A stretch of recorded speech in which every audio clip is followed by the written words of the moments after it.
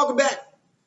Class, before we get started today, I want to ask you a little warm-up question. If somebody offers to help pay for you to do something, so if someone offers to help pay for you to do something, regardless of what that task is, does them paying or offering to help pay put them in charge in some way? Put them in charge most of the time? How much power do they get by helping you pay for it?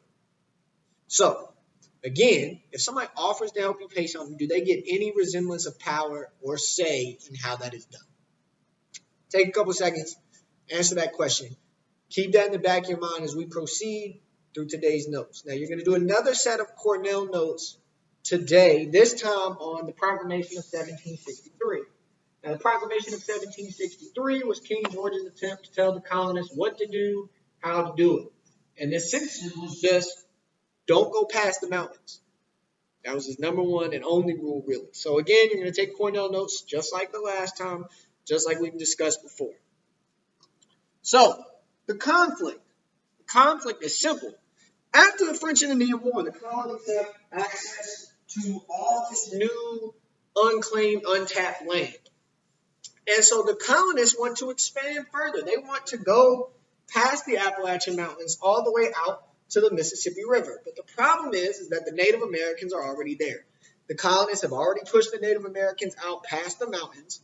And if they wanted to expand even further than that, they would have to come in contact with the Native Americans again, thus setting up the foundation for another battle with the Native Americans. And so, he's the Ottawa Indian chief, and he organizes a combined resistance. So he gets multiple tribes to come together to push and fight back against the British power, specifically in the Great Lakes area, but just past the Appalachian Mountains in general. So he gets combined tribes, he gets these tribes to come together to fight back against the British and the colonies' attempt to expand specifically.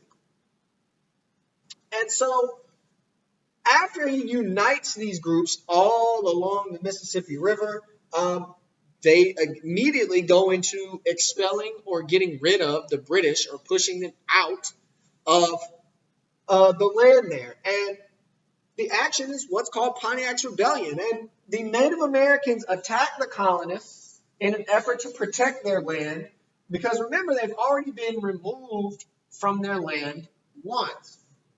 And so the reaction to this, the reaction by both sides. One, the colonies fight back. They got attacked. They're fighting to defend themselves.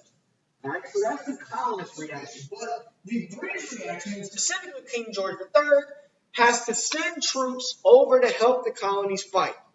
Now, he just got finished fighting the French and Indian War. War is expensive, and every time you have to go fight, it becomes more and more money that you have to spend. So King George is viewing this as an economic problem. He can't keep getting in wars with the Native Americans, especially when he's living in Europe, where you have all of these countries competing to fight or competing to be on top, and thus fighting with one another.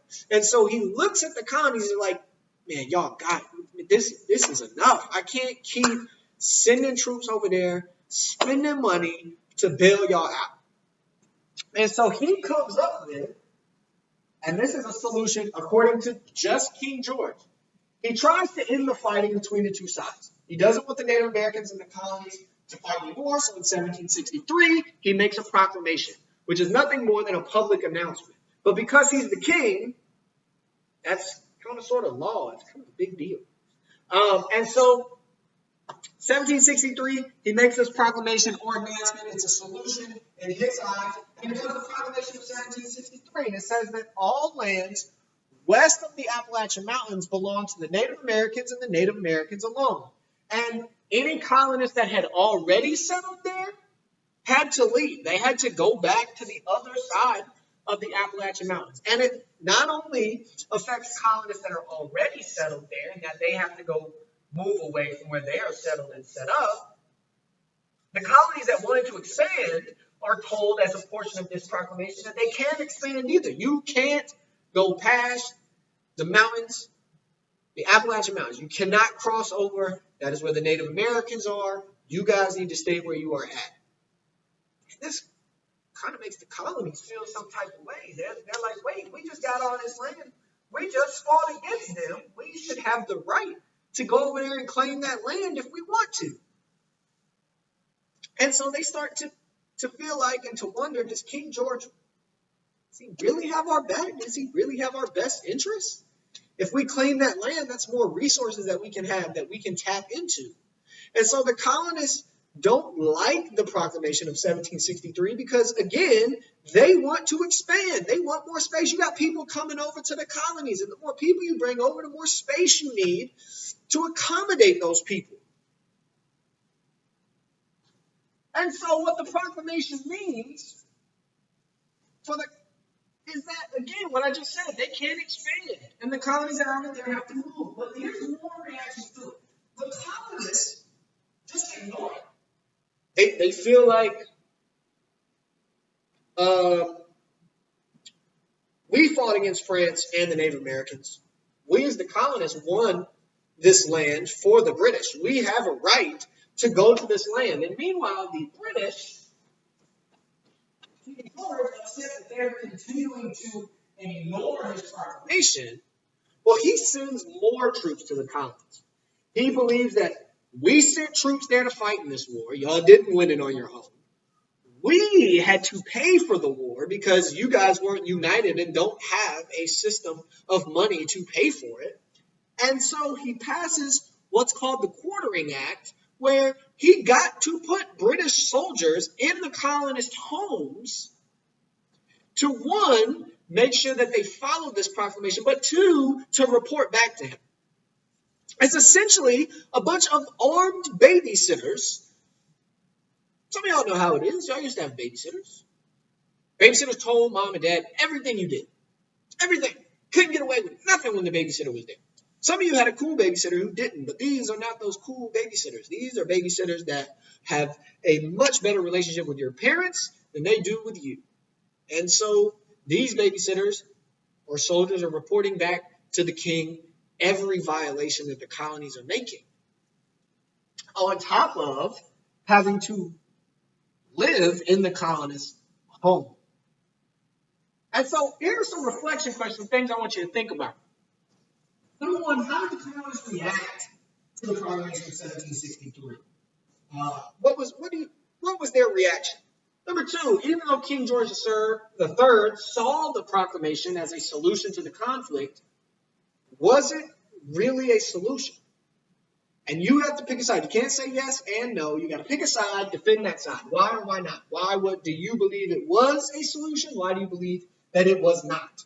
Number three, how did this conflict and proclamation affect the British?